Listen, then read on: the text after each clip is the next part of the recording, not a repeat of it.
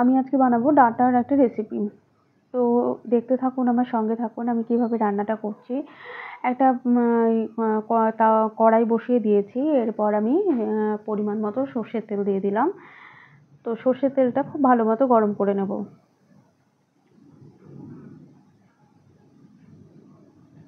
তো তেল খুব ভালো মতো গরম হয়ে গেছে। একটা কাঁচা লঙ্কা আর কালো জিরে ফোড়ন দিয়ে দিলাম।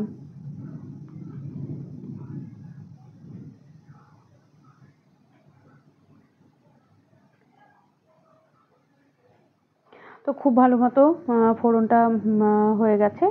এরপর ফালি ফালি করে কেটে রেখেছি আলুগুলো দিয়ে দিচ্ছি।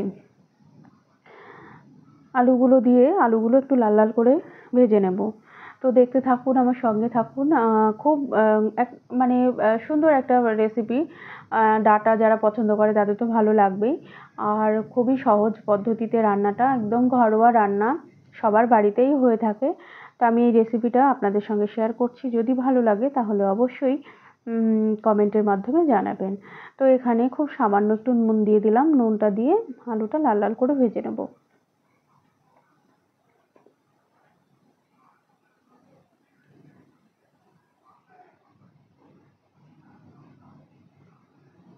তো আলুটা লাল লাল করে ভাজা হয়ে এসেছে, দেখুন আলুটা বেশ ভাজা ভাজা হয়ে গেছে।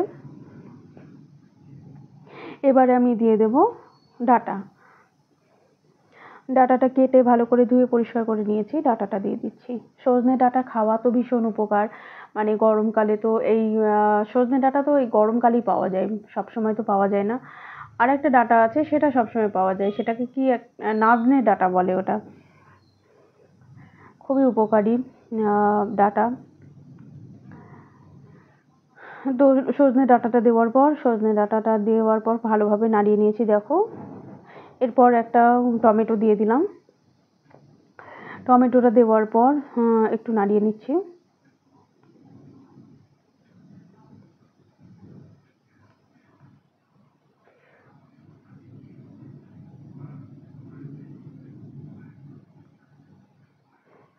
আর ওপর থেকে দিয়ে দিচ্ছি হলুদ গুঁড়ো দিয়ে দিলাম। আর এখানে বেটে রাখা কাঁচা লঙ্কা, সর্ষে দিয়ে দিলাম। সাদা সর্ষে আর কালো সর্ষে দুটো বেটে রেখেছিলাম, সেটা দিয়ে দিলাম। তো সর্ষেটা দেওয়ার পর খুব ভালো মতো মানে কিছুক্ষণ একটু নাড়িয়ে নেব, বেশি নাড়াবার দরকার নেই। সর্ষেটা বেটেছি কিন্তু আমি একটু নুন দিয়ে, সবসময় মানে আমরা সবাই জানি যে সর্ষে কাঁচা লঙ্কা নুন দিয়ে বাটলে মানে তেতো হয় না, এটা আমরা সবাই জেনে থাকি, তবুও আমি একবার বলে দিলাম। তো এরপর আমি জল দিয়ে দেবো পরিমাণ মতো। সর্ষেটা দেওয়ার পর খুব ভালো মতো নাড়িয়ে নিয়েছি। বেশি কষাবার দরকার নেই, তাহলে আবার তেতো হয়ে যাবে।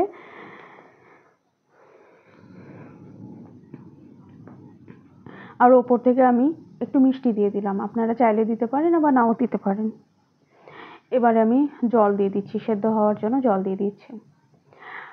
যখন আমি করেছি, ডাঁটাটাও ভেজে নিয়েছি, আলুটাও ভেজে নিয়েছি, তো সেদ্ধ হতে বেশি সময় লাগবে না। তো এইভাবে ডাঁটা রান্না করে খেয়ে দেখবেন, ভীষণ ভালো লাগে খেতে, খুব টেস্টি হয়।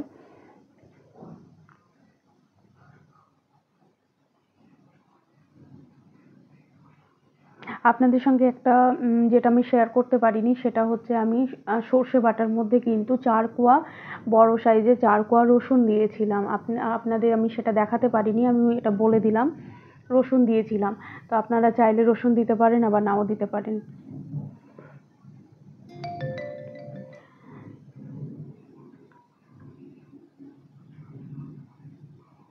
একদম জল মানে খুব ঝোল ঝোল হবে না, আবার মাখো মাখো হবে না।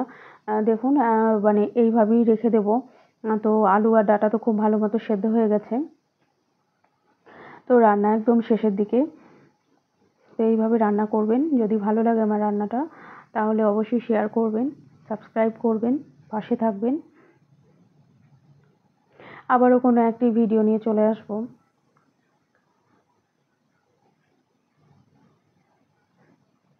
রান্না একদম কমপ্লিট, আমি গ্যাস বন্ধ করে দিয়েছি। আবারও কোনো একটি রান্না নিয়ে চলে আসবো, আপনারা ততক্ষণে পাশে থাকবেন, সঙ্গে থাকবেন। সকলকে অসংখ্য অসংখ্য ধন্যবাদ আমার ভিডিও দেখার জন্য। সকল বন্ধুদের, সকলে ভালো থাকবেন। নমস্কার।